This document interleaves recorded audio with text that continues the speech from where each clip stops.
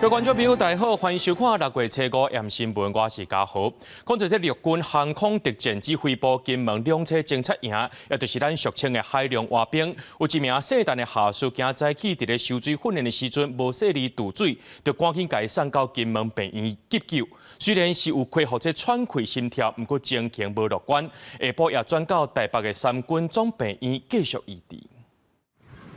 官兵倒伫个两桥顶悬，准备要后送台北三军总病院，当炮正着急的心情拢看会出来。陆军航空特战指挥部金门两车侦察营，就是人咧讲的海龙水鬼啊，一个渡训队姓陈的下属，初5早起伫做入营训练的时阵，发生渡水的意外，军方紧甲人救起来。姓陈的下属送去金门病院急救了后，恢复呼吸心跳，但是状况同款无乐观。经过评估，决定后送本岛，下晡到台北三总，予医方接手替伊积极来治疗。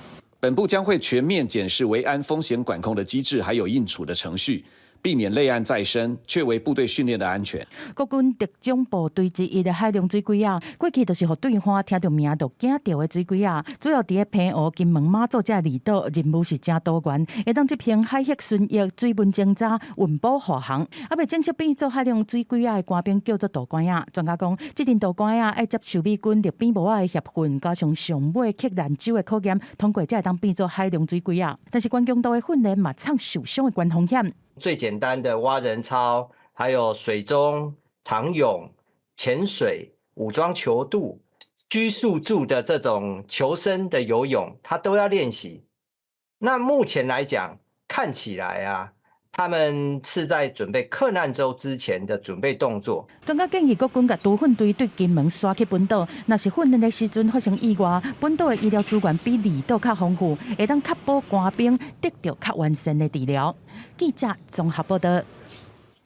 讲到这中国央视今仔日是报道讲，咱台湾的珠通电军对广州的科技公司发动网络攻击。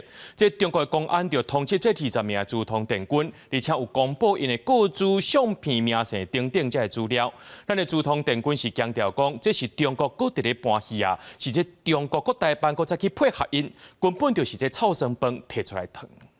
5月20号和27号，两岸情势紧张，中国官媒央视初5报道，中国公安将压咱国军的珠通电军涉嫌网络攻击广州的科技公司，发布通缉咱国20个电通珠通电军，并公布相片、姓名加身份证字号，佮提供奖金。这是伫去年9月、今年3月了后，中共第3届公布国军珠通电军的个资。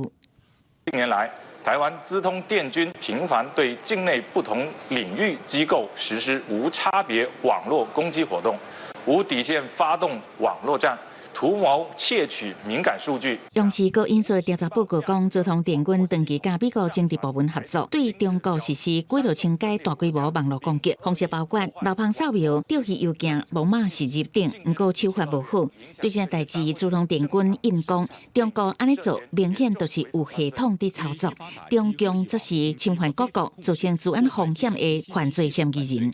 中共广州市公安局于5月20及27日。接连2次释出企业遭网攻讯息，需由官媒大肆宣传，再由国台办发言人指控，到今日发布悬赏通缉，明显属脉络性的操作，凸显其以恫吓威逼压迫台湾民众的蛮横心态。珠通电军讲，中国又搁用后部正皮皮，未影响军心。学者分析，中国操作认知作战，对于国内宣传，立委是烦恼红通缉的官兵个资，那是真的恐惊影响安全。台湾的资通电军其实技术本质非常的强，包括在2021年的时候参加了美国举办的国际治安大赛。在14国54个队伍中，荣获冠军，所以并不是所谓中国的这个公安所说的技术层次低落，这都暴露出这个中国公安刻意在栽赃抹黑的一个手段。另外，中国国台办初5宣布，针对民进党立委沈碧荣的爸爸沈土城所经营的台湾钓鱼公司，甲中国企业有无的往来，得到经济利益。中国无允准台独顽固分子关联企业伫中国趁钱，所以实施电改禁止合作。现在对中国来说，甚至是连呼吸就是台独。我们是在中南美洲做贸易的，其实它是向世界各国来下订单。那中国现在如果要对我们来做这样贸易商来做这样的处罚的话，那那其实是牺牲他自己人民生产的利益。对中国封杀爸爸的公司，沈伯洋回应讲，伊因为推杀国安相关法案，限制通奸渗透，就互因制裁。中国是意识形态自然救助，不过中国的制裁受害颠倒是因家己的产业甲劳工。记者综合报道。为了要防止中国渗透干涉国安或重大利益，公务人员特殊查刑办法明仔载就要生效啊！那这头一批呢，先锁定行政院5位大官员和办公室的成员。那这国防部也要来修正这人事规定，干涉机密特殊查核的大条件去检验这人敢有讲白贼无？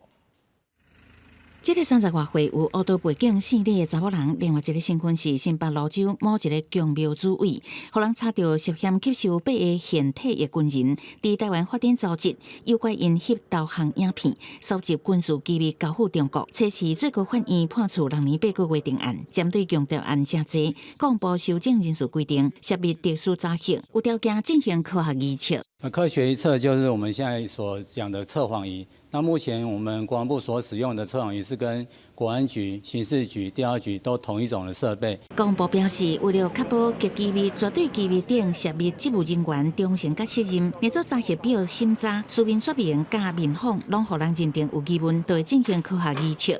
不过学者认为，这种白查无通过，受查人员有权申诉，不过较歹有执行涉密职务的机会。但是显现不代表说你有犯罪。只是透过这样的仪测结果来当做要不要录用你或者担任这个职务的参考。那国军爱加强防止强调看效国安还是重大利益公务人员特殊查核办法7日生效。头一波查核对象会锁定行政院5长，包含正副院长、正副秘书长甲因办公室的人员。行政院的5长，还有就是办公室里面所任职人员会优先办理第一波的特殊查核。人事总处表示，若是查核的对象无属于公务人员体系，会采用自管署方式处理。目前已经完成规划，会伫新法生效了后随展开。未来针对公务人员的特殊查核次数会增加，范围会搁较宽，希望会当防止强谍渗透。记者采访报道。中国呢是想空想歹，想要对台湾做政治作战，并且中国有政治宣传着台湾的艺人会甲因斗分享。5月底呢，有台湾的媒体和文化界人士去参加中共的海峡两岸中华文化峰会，也引起批评。文化部今仔日强调讲，会含着委会来开会调查，若准有违法就会处罚。包括欧阳娜娜这个台湾艺人，长期伫中国发展，因为几路遍配合中共对台统战。伫中共重大政治节日，转发官方媒体宣传图卡，和各界质疑。再加上有台湾的媒体甲文化界人士参加中共的海峡两岸中华文化峰会，发现拢讲家己是来自中国台湾，引起各界批评。文化部伫咧初五踮立法院备询时阵，李伟生问讲，这届金曲奖是毋是有中国艺人会来台湾参加？别人讲问讲，是毋是对行为引起争议的台湾艺人进行司法？文化部会不会打算修法，对于他们艺人的言论做出法则？目前对于两岸人民的只有两岸人民条例可以处理这件事情，所以文化部不会打算针对你们的艺人来做这个部分。就讲是毋是对这款行为有争议的艺人对讨因的补助，或者是未来袂用申请补助嘞？是不是追讨曾经补助过的计划经费，或是规定之后有相关文化部这边的补助案，他们不能申请？追讨前面曾经补助过，或者是限制他未来的补助资格这件事情，我们会一并的加以讨论跟研议。因为文化部初五的报告锁定台湾世界遗产占6点的推动进行，李伟就讲，台湾唔是联合国教科文组织的会员，也并唔是世界遗产公约的缔约国家。批评中国是上大的阻碍原因，这是一个很重要的原因。你刚才也说了，所以我想应该是国家应该以这边的中国关系的改善做一个重点，要成为我们这个前提点。它第一个，它必须要先有文资法，或者是刚刚讲国家森林那个法，它都一定要先有另外一个法定的资格之后，它才能够谈第二步。文化部强调，会甲陆委会开专案会议进行行政查核，若是有违法，会依照两岸条例来处罚。也强调，中共假借着文化名义，其实是咧进行统战的部署。希望相关媒体甲文化人爱共同珍惜守护自由民主台湾。公司新闻采访报道。咱来邦交国瓜地马拉总统阿雷瓦诺昨来到台湾访问，本地今早起呢，总统热情特别伫咧总统府头前用军礼来欢迎访问团，不过因为落雨，改伫咧室内举行。事实上，前2天这马绍尔总统来到台湾的时阵，就因为落雨，2位元首伫遐压雨引起批评。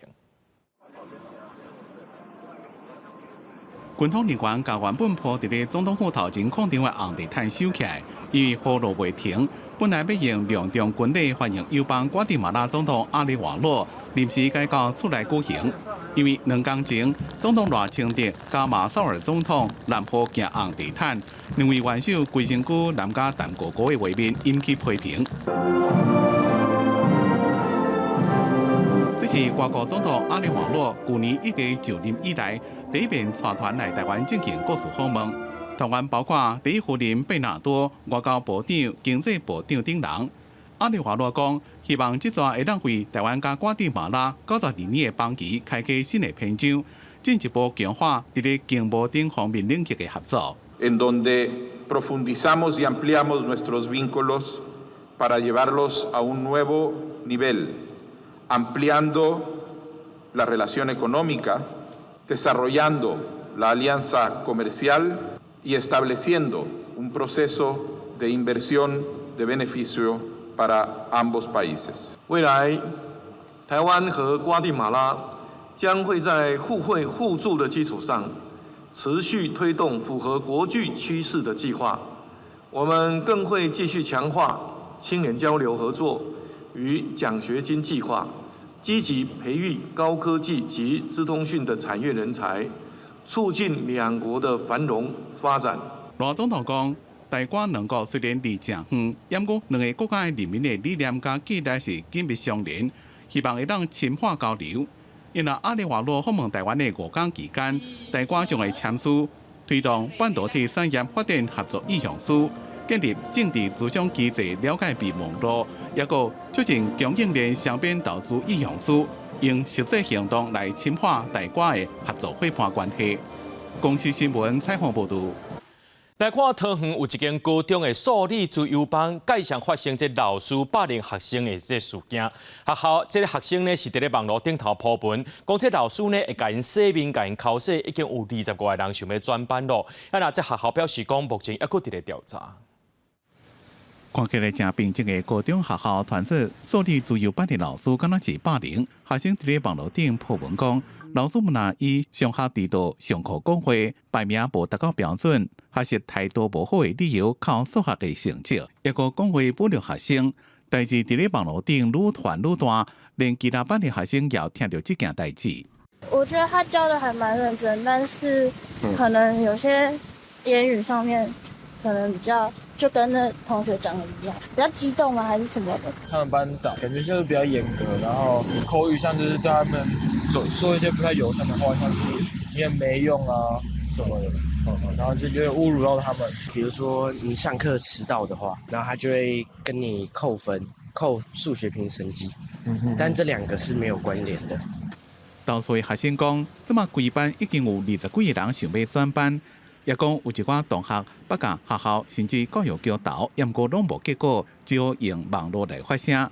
学校的书面回应讲，已经完成校案通报，开校事会议，进行调查相关事情，会好好处理所来代志，要去这班说明学校处理的情形。特别责请学校要改进老师的相关教学、辅导及班级经营的情形。对学生检举，教育局是讲，已经要求学校爱秉公处理，确实正经查处甲检讨，未来也会继续督导追踪学校甲学生说明沟通的情形，也个案件调查的进度。公司新闻采访报道。那做学校伤大间，这办毕业典礼要安怎处理呢？来看这台中丰原的南洋国小，今年有506位毕业生，所以因为这场地伤过细啊，学校是头一届用抽考的方式，一个班抽10个家长会当来到现场参加。啊，若无抽到的呢，会当看直播。不过一寡家长感觉讲无到现场，这感觉唔对啊。台中丰原南洋国小6年的学生，当咧学校的活动中心进行排球比赛。过几天都要办毕业典礼，地点就伫咧活动中心。不过一个班敢若有10个家长会当入去观礼，好真侪家长感觉真失望。因为我也是家长啊，如果我没抽到，我觉得漠视我的权益啊。因为现场就是有温度、温暖，那感动氛围是不一样的啊。对啊，但是如果说是线上直播的话呢，可能就会比较就是缺少那一点热度这样。南洋国小目前有100个班，有2700多个学生，是新北市以外人数上济国校啊。今年的毕业生有506位，12要举行毕业典礼。不过学校评估，每一个毕业生若拢有2000人参加，人数都会超过1000人。因为场地无大，所以今年头一届用抽考的方式入场。在没有持证的情况之下是没有一个座位。当然呢，我们入场的顺序会先以有持证的家长呢先入场就座，之后紧接着我们才会整个全场的开放。学校表示，去年毕业典礼因为排队入场，有的家长透早就来排。典礼开始了后，人是规个客袂过，就连徛嘛无地徛，所以今年做出改变。若无抽到的家长，除了会当看直播，若也有空间会当徛伫会场后壁。也若丰原的丰东国中同款是大型学校，不过因有无同款的做法。我们学校没有礼堂嘛，所以我们是借阳明大楼5楼大礼堂来办。学校这边提出来需要是否怎么样的帮忙啊？看我们可以怎么样协助，这个都是可以之后跟学校讨论的时候可以谈的。台中市教育局表示，目前需要家长抽考的，敢若有南洋国小，尊重各间学校的做法。不过前提是要确实掌握人数，确保公共安全。若有少场地或者是时间调度等等的需求，教育局拢会当协助。记者综合报道。讲到花莲秀林乡的富社村呢，就伫咧阿年矿场的山骹，昨乡有一个石仔连落来，结到这部落的储含设施，居民就伫咧怀疑讲，这矿场又搁伫咧崩山所引起的。透过社区的监视器画面，会当看到测试早起11点40分，熊熊有石头落来，全办公室人员走出来看，居民嘛就生惊，大家拢怀疑是村庄后壁山顶阿年矿场当伫崩山。从那边开始哦，会到这边了，那么远，那么远，对，那威力很大哦。对对对。小朋友都在这读书，很容易被吓到。万一是我长在幼儿园的话，那很后果不堪设想吧。经过初步勘查，护石头拱掉的所在，包括集会所、停车场、民家、人行道，拢总6位。离后壁山顶的矿场差不多400公尺。部落随召开紧急部落会议，要求阿年提出说明甲后续的解决方案。亚尼坦诚是他们在炸山的时候是人为疏忽造成的。他是每天都有在炸山，他炸山的时段是11点半到12点。你到底怎么去解决？我们要听听部落的声音，以后我们再来做一次的决定。阿年调查了后表示，因为爆破威力敢若25公尺，石头被喷出去。不过测试的事件是因为矿区下骹边有部分桥位，结果爆破人员无算好火药利用者安尼。我们在那个最后一道的那个装药前的药量控制没有控制好，那因为这样子的疏失，所以造成零星的飞死。那我们针对这样的事件，我们公司已经针对这个承揽商，在装药作业前去加了2道的那个管制措施。好甲在规个事件无人员受伤，阿年强调未来火药量会要求厂商都爱得到阿年相同检核才会当崩。矿场会先停工3天，并对受影响的住户发放礼金，嘛会负责后续的赔偿。公司新闻采访报道。开81亿改造的高雄前顶渔港，其中多功能运销中心，本底是去年底就要完工啊，所以一直拖到单拢无收尾。最近呢，这高雄又搁在落大雨，那漏雨，也来里长甲这店家也拢反映讲，这运销中心的单位设计无符合实际需求。业主表示讲，会针对电话的反映，找时间来开说明会，收集大家意见，赶紧改善。高雄前林渔港的下部持摊商伫临时打规模型处理鱼啊，因为原本去年底爱完工的多功能运销中心已经做3档啊，到大门口内部的经济拢乱糟糟，只会当小看到粗配型。有摊商讲，进前有互因入去看，渔业署的设计用具真好，不过真正无效用。他们讲的很简单，说我们处理厂要另外一个，我们另外租一个，那我们卖的地方又另外一个，那是不是势必造成我们要分成2边？那分成2边的时候，我们人手嘞？我是觉得伊无适合阮这种巨鱼的这个，因为阮做的物件拢是重的呀，你还要再搬上去窗口再进去，这样子很那个吃力啦。了解摊贩的需求，在符合卫生安全没有打折的前提下面的部分，尽可能来去做一些修正。企业数大间会开说明会收集意见，才来做改善。其实前定期港拢总要开81亿来改造，即阵唔若运销中心的规划受质疑。外边早市化鱼啊，一区要摊上环境，建筑的补强时间影响出入路线。李长讲工程用分区方式来做，不过对咧动线无好，佮有漏水的问题，因希望海洋局甲企业署要赶紧改善。不过因为 B 区中间有阻隔，导致 A 区跟 C 区的摊商他们在串联上面有点困难，包含要这个补货也好，或是民众采买也好，这都有造成这个营运上面的困难。鱼市场 B 区原则上将于7月6日开放，让摊商来进场营运。届时 A、B、C 全区将开放提供摊商贩售。摊商强调，真正规划时阵，因已经提供看法，不过实际做出来也是无同。即摆敢若5万会当做调整，唔通互因等3年外，最后也是一场空。记者柯卡祖赵勇、郭永昌报道。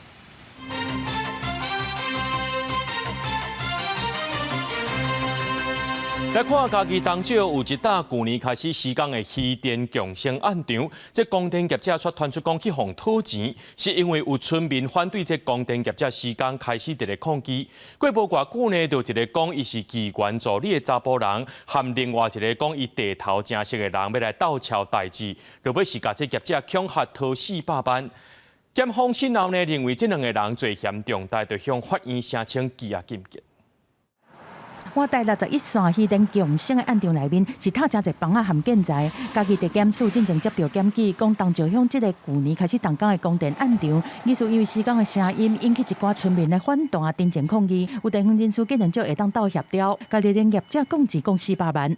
我们猜，我们只是那个来帮忙送货而已。我不是老板的，我也不知道，我没听过这些。大帮车车是持续出入案场，包商拢讲对案情是完全唔知，因为涉嫌恐吓的其中一个姓张干的查甫人，对我讲伊是互叫做何佩达的家己县议员蔡正义的助理，互外界又讲何佩达感冒涉案，蔡正义否认对方是助理，私底下解释讲2个人是做兵熟识，强调请假自清。被告张简以及王姓男子涉嫌恐吓取财等罪嫌，犯罪嫌疑重大，有羁押原因及必要，向法院申请羁押禁见。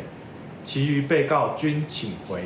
南部最近是积极发展供电产业，所传出恐吓的案件，案情传出佫可能拖到台南高雄。检方测试传8被告9个证人来讯问，认定其中姓张干含姓王的查甫人涉嫌恐吓取财等罪嫌疑重大，有灭证含套警的可能，向法院申请羁押禁见。接下来嘛会持续厘清规个案件。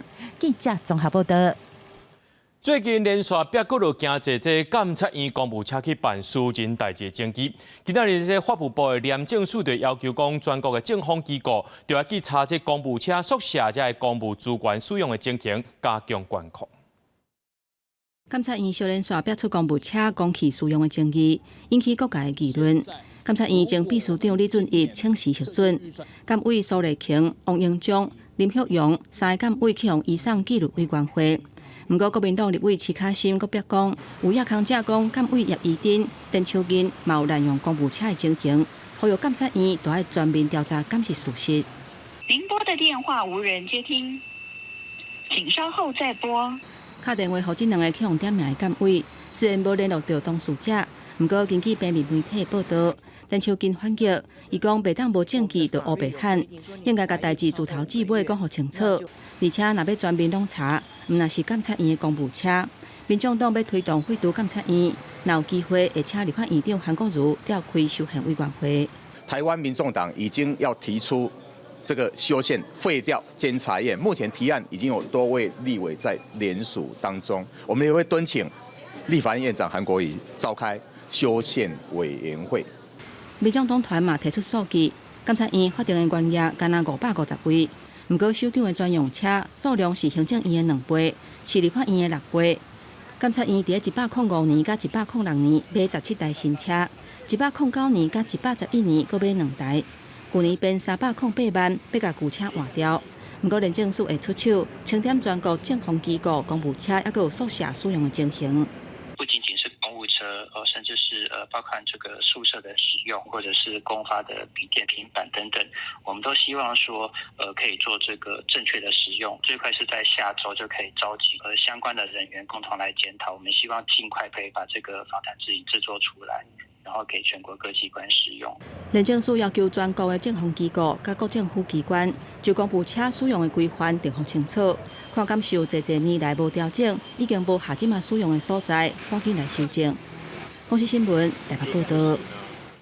卫福部昨昏公告修正食品良好卫生规范准则，要求卖食袂当找钱了后，就无洗手去碰这食食，限期改善，若准无做到位呢，就会来罚钱。真侪店家开始伫咧烦恼啊！那卫福部长邱泰源今日强调，卫福部会大声来辅导。小署长也建议讲，店家会当互人客家己找钱，或者是使用电子支付。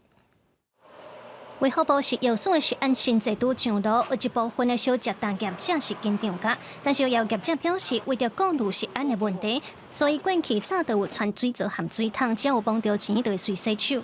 我们有说要不要找，那不要找，你先放的好，再来我们要找就是去洗手。先讨论一下，研究一下，多听取做吃的一些意见。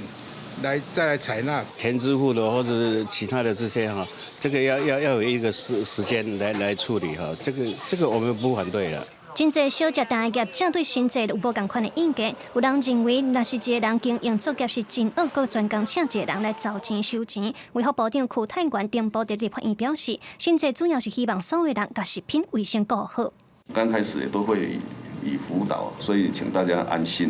然后我们希望，我们在卖东西然后找钱的过程当中，尤其食品的当中，我们多注意一下。是由署长邱志光是强调会无限期辅导，等到社会有愈侪共识了后，才来执行。不过，伊嘛提出建议方案，包括互民众家己找钱付钱，也是使用技师来结。另外，若是像讲电子支付，嘛是会当考虑。多使用这些电子支付，毕竟大家手机拿出来一扫描一刷就好，这可以省掉几个问题：算错钱的问题、找错钱的问题。台北市目前有使用电子支付的大商，包括南门市场、佮临江街夜市等等的业者，只要扫 QR code， 消费者就会当付钱，店家嘛免去摸到钱。原来专家是建议，若是要减少大商摸到钱有染食食，电子支付是一个方法。不过前提是政府都来综合辅导和补助的配套，安尼才会当来压悬电子支付的使用率。记者综合报道。交通部今日公布上届新的道安数据，进一步分析，这过路人死亡人数上届侪县市是伫咧台中，那整体交通死亡人数上侪是伫台南，是以奥多拜和孤零者的事故占了较侪。因营业雨伞行伫个斑马线，行到一半，雨字顶就变啊，雨骑甲真紧的奥多拜弄倒。这是今年2月发生伫个台南市中西区的车祸，过路人和骑奥多拜拢受伤。交通部公布上新的道安数据，今年1月到3月，台南拢总有83个人因为交通事故无命，是全台湾上侪。苗栗嘛有29个人因为交通事故过身，新德县21个，嘉义市11个，偏往嘛比去年同期增加。台南市增幅上侪。就整体看来，行人的部分的确是以长辈的占比是比较高的，大部分是属于第二当事人占是比较高了。好，如果是说像是汽机车的话，是第一当事人的比例会比较高的。进一步分析，过路人因为交通事故死亡的是以台中77个人上侪，和去年同期比是差不多无共。内政部已经在台中补助人行道和路口的改善。无照在6月底的时候，我们会送到行政院。那不礼让行人而致死或致伤的部分，我们也是在6月底了。好，这个进度我们会加快脚步。交通部表示讲，和内政部和地方政府合作，加速完成行人交通安全设施。今年路口过路人安全设施按算在改善1316个所在，到4月底完成627个所在的改善。记者综合报道。台南中德路昨暗有一台白色轿车，唔知安怎样啊，冲到路边，弄断这消火栓，也弄倒路边3台奥多拜。这赛车是一个50多岁驾驶，伊唔知影去弄到物件，要搁直驶，受民众去甲查，伊才停落来。警方目前也搁伫咧调查事故原因。监视画面当中，白色轿车向路边冲来，连续弄倒顶仔卡的机车，但伫弄倒3台机车进前，其实驾驶搁弄断路边的消防栓，造成大量的水喷出来。重击声啊，3声，然后就看到消防栓整个倒地，然后整个水就是往上喷的，撞击力蛮大的，因为它整个消防栓是整个感觉像连根拔起的感觉。路边乱糟糟，有大量的积水。事故发生伫初时暗时，台南中德路南向北路段，看到的店家表示，肇事的驾驶医术精神无介好，无注意到弄到物件，佮继续向前开。有看到现况的部分，然后过去追肇事者，他后来有追到，那当下他下来的时候也精神有点恍惚，就是不知道有撞到。初五透早来到事故现场，轰动派的消防栓已经移除。消防局表示，已经自记并通知自来水处。加在虽然消防栓甲机车毁损，但无人受伤。警方接着通报到场处理。50几岁长势驾驶无酒驾。不慎碰撞路肩消防栓后，再碰撞骑楼3部重机车，致生交通事故。经警方到场及时处理，当事人酒测值为0，无人受伤。丢男的肇事原因，搁要等警方厘清，但无注意到发生事故就开走，已经涉及肇事逃逸。警方会依法开单举发，嘛提醒驾驶开车要注意车前的状况，唔通分心，并保持安全距离，确保沿路的安全。公视新闻陈焕武、陈显坤台南报道。来看台东绿岛真出名的唱水点跳蛙岛，请真侪游客来这看石龙、跳蛙戏，还佫旋乌打。不过这4年前呢，这绿岛南寮渔港爆发征收的时阵，海内面的沙拢流到这个跳蛙岛，甲旋乌打拢砍起来，影响着生态。这县政府暂停施工了后，经过4年外时间，即马海底生态总算有恢复一寡，咱做回来看卖。109年，绿岛南寮渔港做爆花修建的工程。不过，施工单位无注意到海底生态，造成附近小丑岛的唱水点，因为施工大量扰动海底的沙石，旋乌打去有真侪沙石啊砍掉咧。旋乌打的生态是损得较真严重，海龙嘛死亡，三脚牛仔嘛无得看。在109年，其实有很多的因素，包括了码头工程以及当年有很多的一些强降雨，造成很多的泥沙冲刷到这个海里那造成这个泥沙覆盖其实非常严重。事件发生了后，县府暂停施工。东海华国家风景区管理处委托台湾旋乌打学会做4年外检测。今年4月，研究人员发现讲，小丑岛的海龙大量生态，真水色的三脚牛仔嘛转来啊。研究人员讲，自然生态只要莫阁有人为的干扰，加上好好保护，生态链会家己修复。海葵恢复的不错海葵7、8成应该有，然后小丑鱼有回来一些，但是感觉数量还没有像以前那么多。但是目前过得还蛮好的。东管处表示，透过长期监测小丑岛恢复生命力、呈现生态自然修复时间的长度，这数据会当提供参考。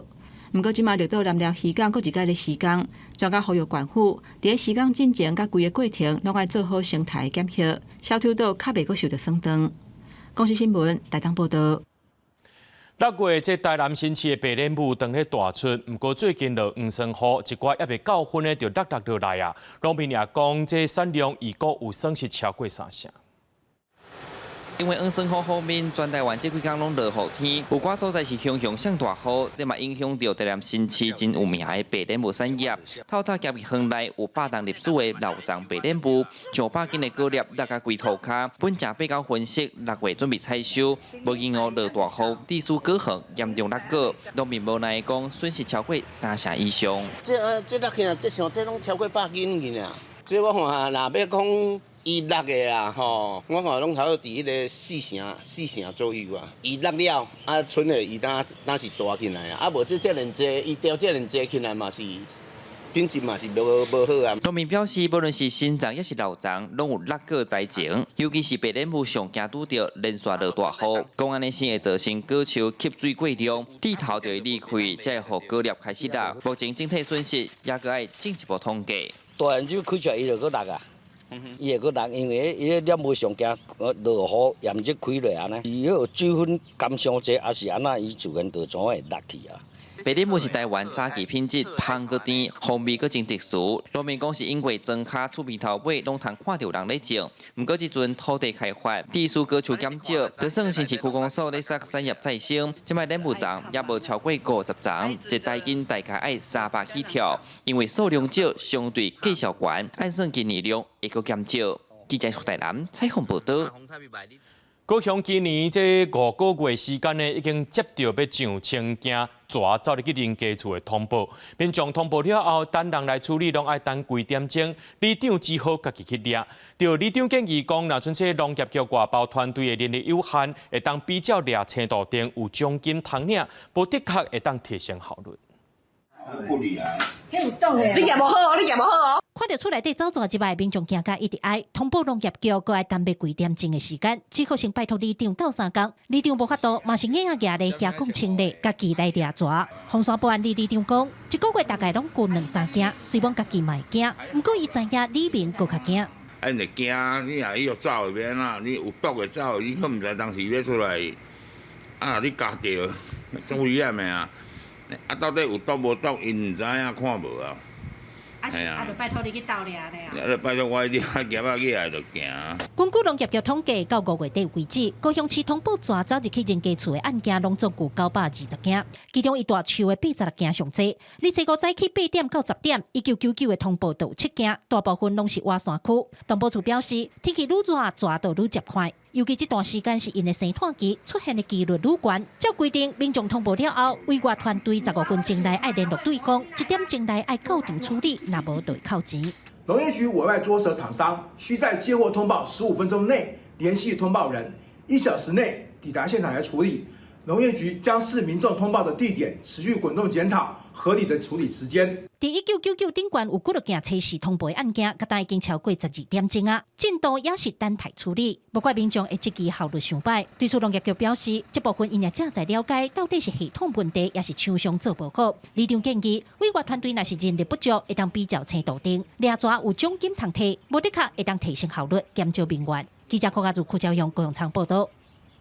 当地人叫做软鼻仔的宜兰伊山望凉鼻是当地真出名的景点，有真侪游客专工来到这买这个饲料呢，要饲这个鸭甲鱼啊。不过公所发现讲，这游客来这饲的物件拼甲规个拢是粪扫，造成环境变甲真垃圾，决定要甲这个鸭刷走。不过民众认为讲，环境垃圾是人的问题，和鸭无关系啊，甚至因也烦恼讲，这鸭若甲刷走，人无来，收入就会减少啊。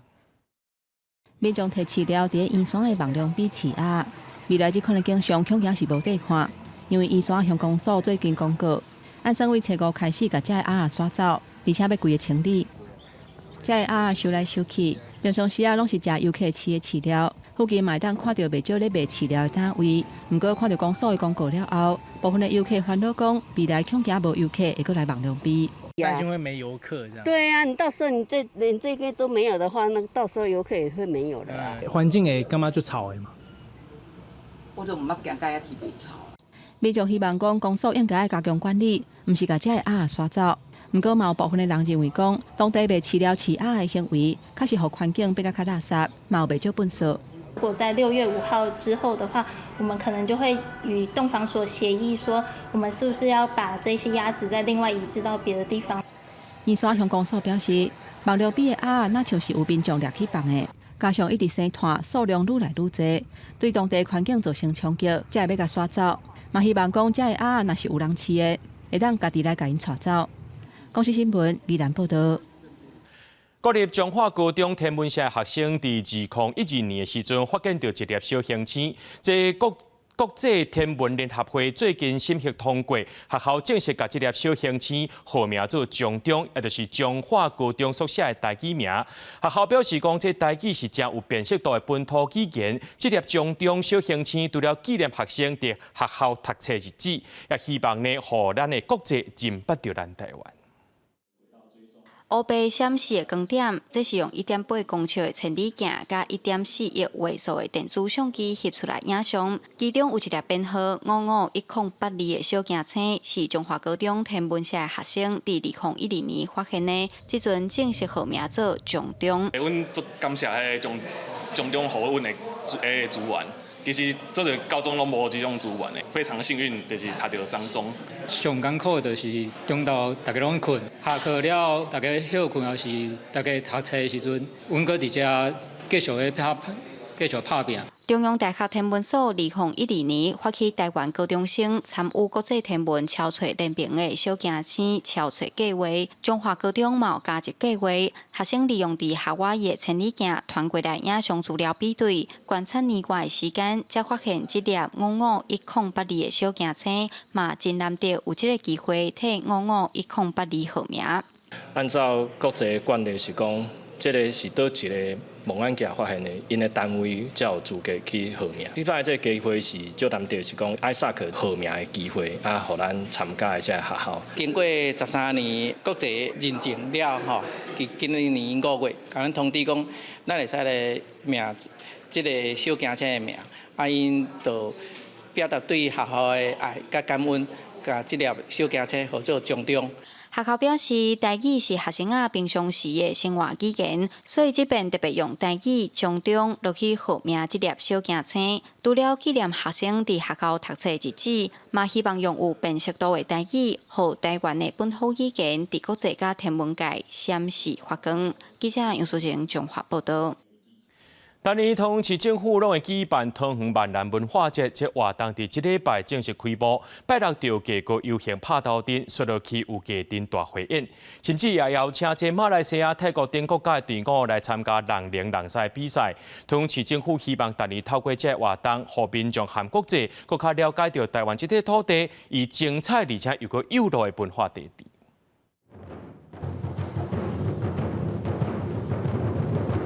台下顶高声闹热滚滚，随着展现出价阵的气势。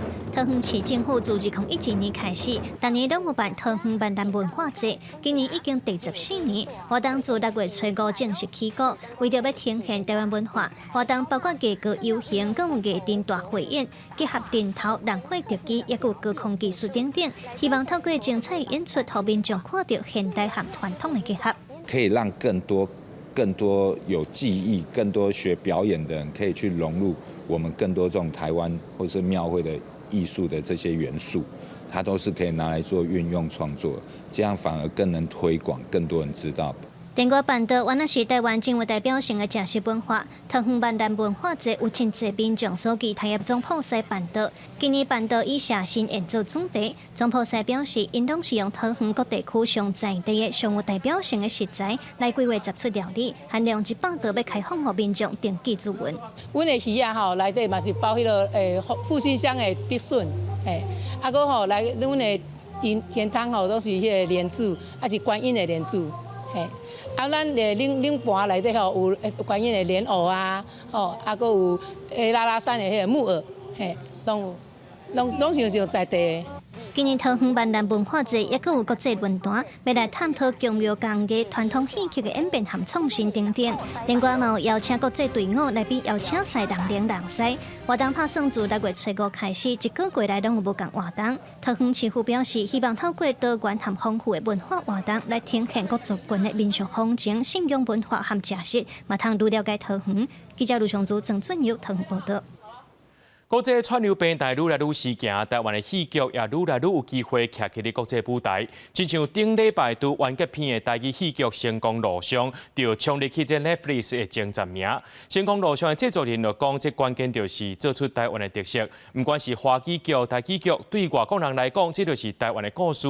语言唔是阻碍，颠倒互人知影讲台湾有关有台语这个语言。自你来阮家无久了。就感觉你那是我阿总贵。公司台剧大戏剧《成功路上》伫咧顶礼拜大结局，互观众看甲目屎流、目屎滴。戏剧内底的男主角建中因为受过伤心，面对着老母死去、老爸欠孝，意外对现代穿越转去1989年，想要做出改变。你笑我呢？那我可以忘了。这出戏剧也打破大家对台语戏剧印象，和台剧8点档无同，是请偶像剧演员郭雪芙和李清彬来做演出。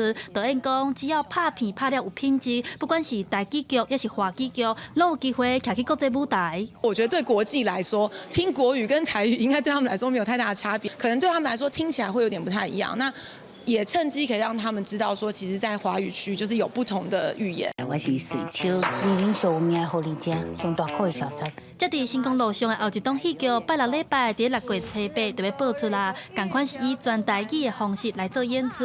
3个伫学生时期感情就真默契的好朋友，面对着要50岁的人生，有人还未结婚，有人搁咧做人的第三者，有人互生活逼甲真忝，干那想要转去厝里休困。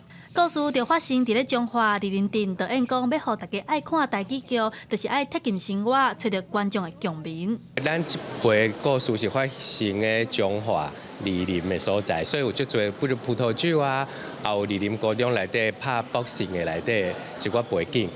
文化部拜四举办大流来世记者会，文化部长李婉邀请14出的戏剧，将近100位的影视创作者来到现场，希望会当当面甲因表扬鼓励。这侪优秀的影视人才，透过影视作品，互世界看到台湾，甚至搁伫咧国际串流平台有真好的表现，真正实现台湾的戏剧愈在地愈国际。记者陈选林旭凯台北报道。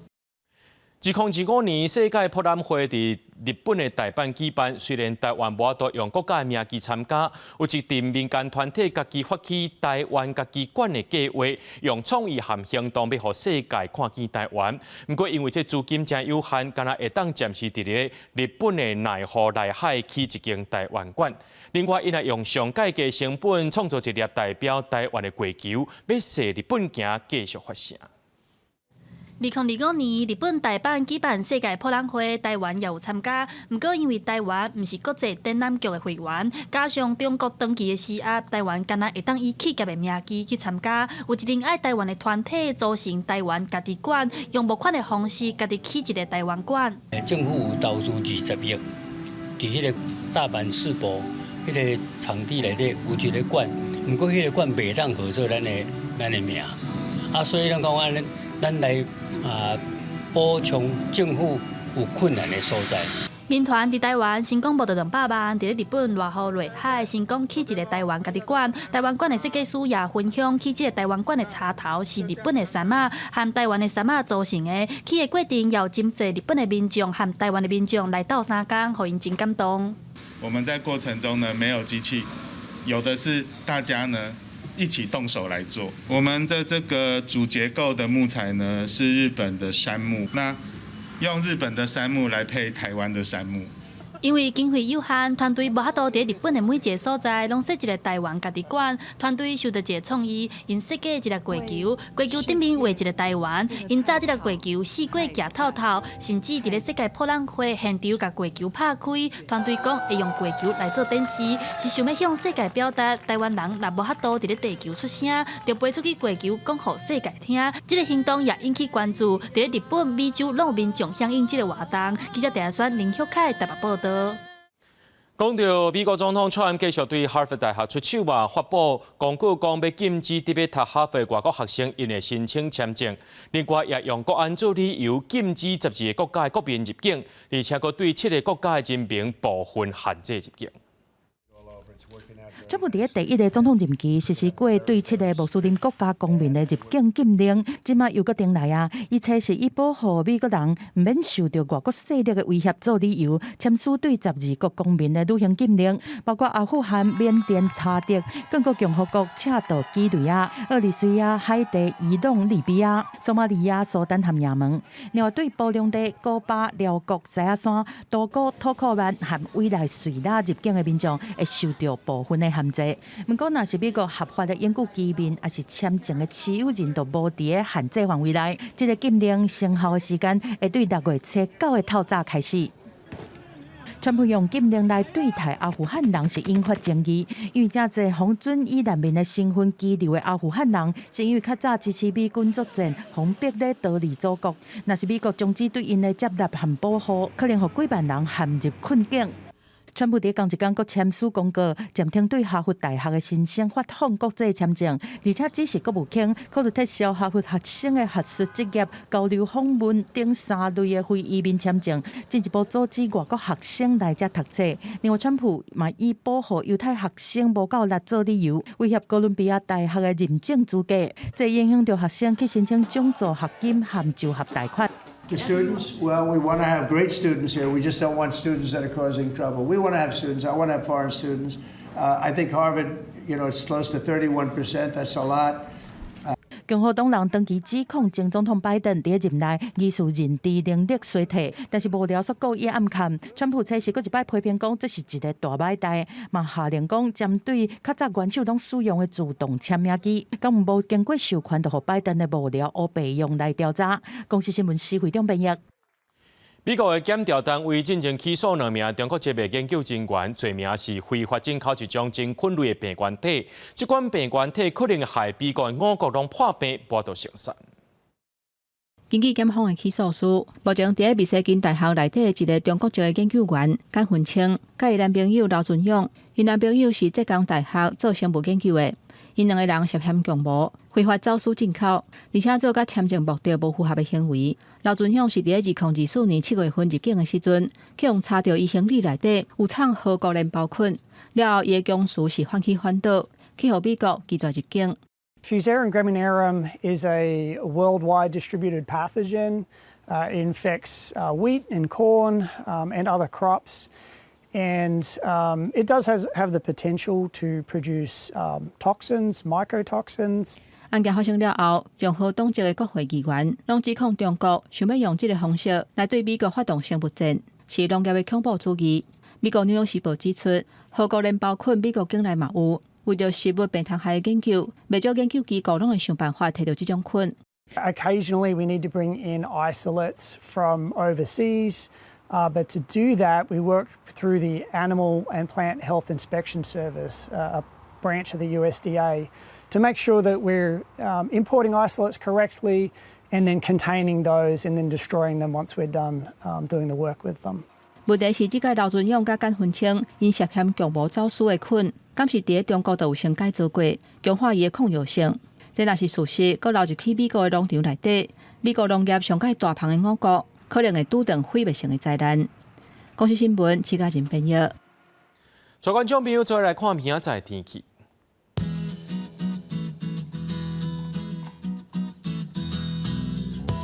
基隆、台北、桃园、新竹对24度到31度；苗栗、台中、彰化、南投、云林对24度到32度；嘉义、台南、高雄、屏东对24度到33度；宜兰、花莲、台东对24度到30度。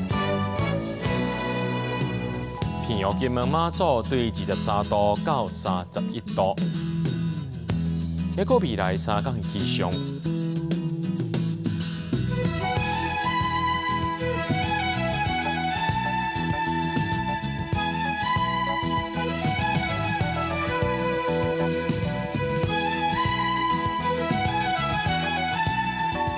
感谢各位观众朋友收看今日暗新闻，我是嘉豪，明仔载暗时7点，咱再相会。